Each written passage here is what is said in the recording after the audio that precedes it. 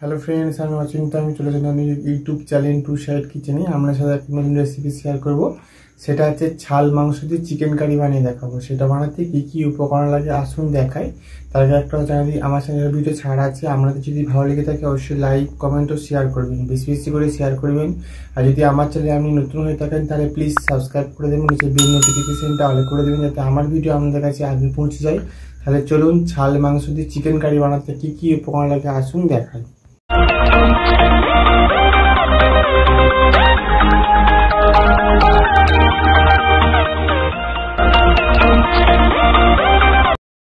ছাল chicken curry রেসিপিটা বানাতে কি কি উপকরণ লাগে আসুন তাহলে দেখিয়ে দিই। এখানে আমি পরিমাণ মতো ছাল মাংস নিয়েছি।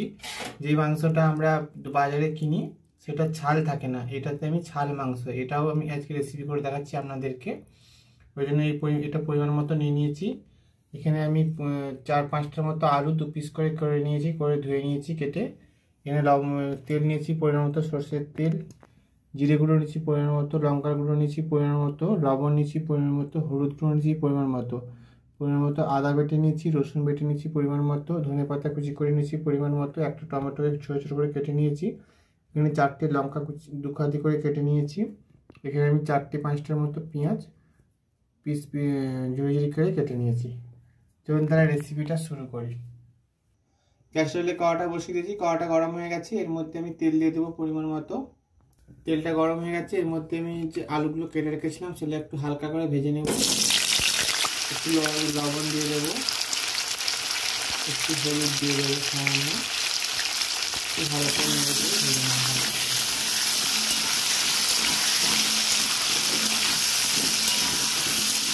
আলুটা আমি হালকা ভেজে নিয়েছি, এবার তুলে নেব। তেলটা গরম হয়ে গেছে, এবার আমি কাঁচা লঙ্কাগুলো চিড়ে রেখেছিলাম সেগুলো দিয়ে দেবো। পেঁয়াজ কুচিটা করে দিয়ে দেবো, লবণ দিয়ে দেবো অল্প সামান্য, ভালো করে নেড়ে চেড়ে একটু হালকা করে লাল করে ভেজে নেব।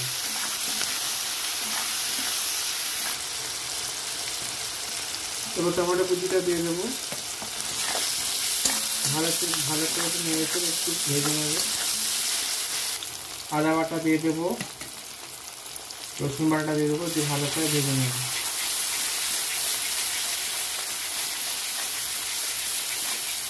ভালো করে ভেজে দিচ্ছি সব মশলাগুলো। এবার সামান্য জল দিয়ে দেবো। সয়াবিনের মধ্যে হলুদ গুঁড়ো, লঙ্কার গুঁড়ো, জিরে গুঁড়োটা দিয়ে দেবো। ভালো করে নিয়ে কষিয়ে দেবো। ভালো করে মশলাটা কষিয়ে নিচ্ছি, মশলা থেকে আমার তেল ছেড়ে গেছে। এবার আমি চিকেনটা দিয়ে দেবো।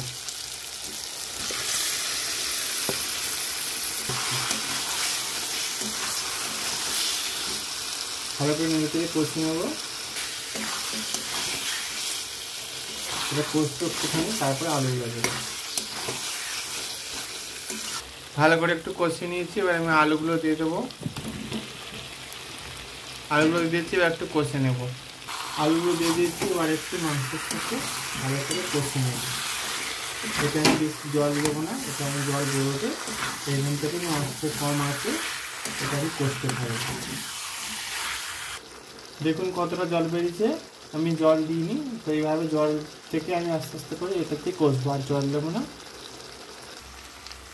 মাংসটা ভালো করে কষিয়ে নিয়েছি, মাংসের আলুটা কষানো হয়ে গেছে। এবার আমি ধনে পাতাগুলো দিয়ে দেবো,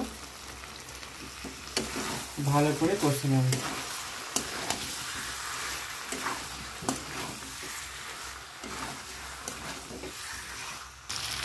মাংসটা ভালো করে কষে নিয়েছি, এবার আমি জল দিয়ে দেবো।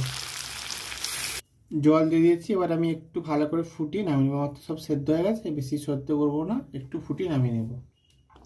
দেখুন আমার ছাল মাংসের রেসিপিটা হয়ে গেছে, এটা আমি এবার নামিয়ে নেব।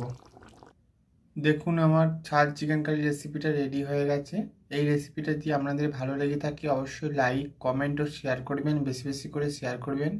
আর প্লিজ সাবস্ক্রাইব করে দেবেন এবং আমাদের পাশে থাকবেন। চলুন তাহলে দেখা হচ্ছে নেক্সট ভিডিওতে। এরকম নিত্য নতুন ভিডিও পাওয়ার জন্য অবশ্যই আমাদের চ্যানেলটাকে সাবস্ক্রাইব করে দেবেন এবং আমাদের পাশে থাকবেন। চলুন তাহলে দেখা হচ্ছে নেক্সট ভিডিওতে।